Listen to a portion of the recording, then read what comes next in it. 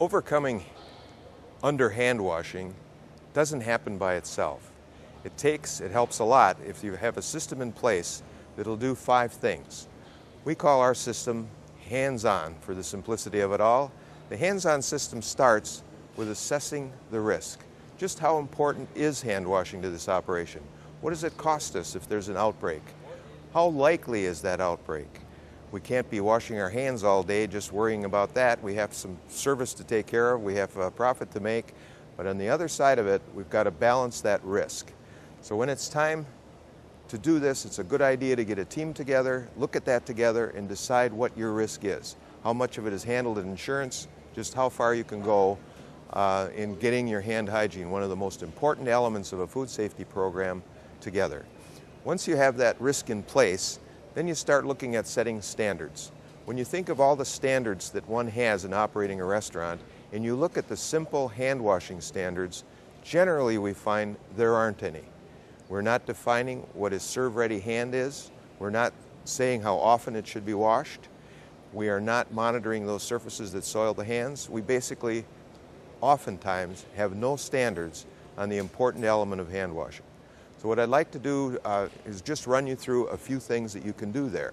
I mentioned the quality of the hand wash. You can actually put a tracer on your hands, on the worker's hands, wash them, monitor them, and give them a grade. You can also, on the hand washing frequency, put a counter in your soap dispenser and you can set standards for the frequency. You can use different devices to monitor, and we'll talk about that on step 5 because measurement is so important. The key thing here is set some standards. Once people know what the standard is, results go up. Once they understand it's being measured, the measurement alone drives better compliance.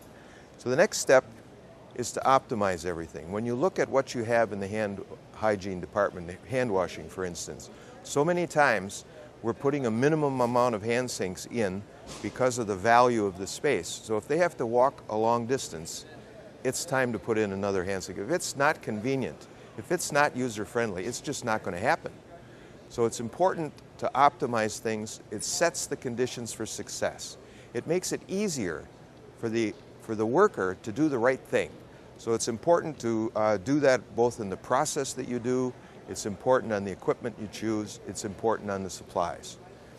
Then the next step is to train and motivate. Now, you'll see that this is our 4th step. So many times when people are looking to improve their hand washing, they jump to training.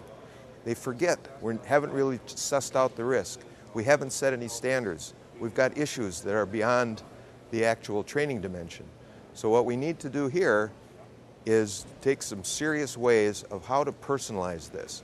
What we tend to do to personalize the experience, we use a lot of tracer.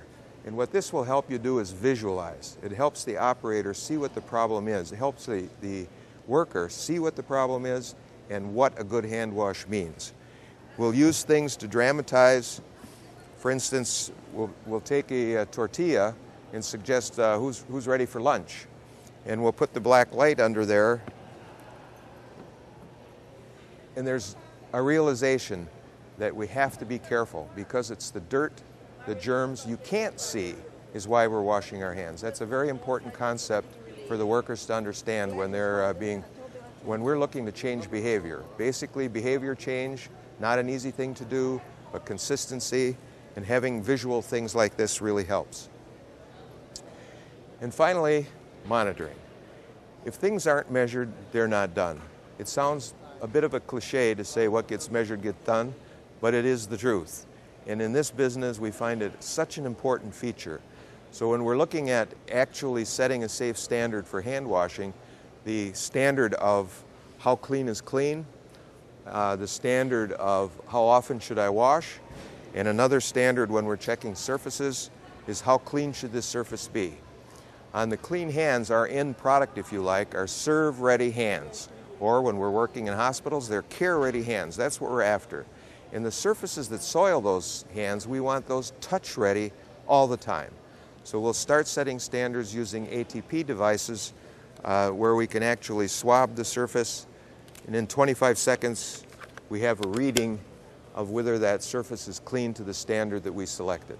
So again, monitor, monitor, monitor, and that's one of the best things you can do to overcome underwashing.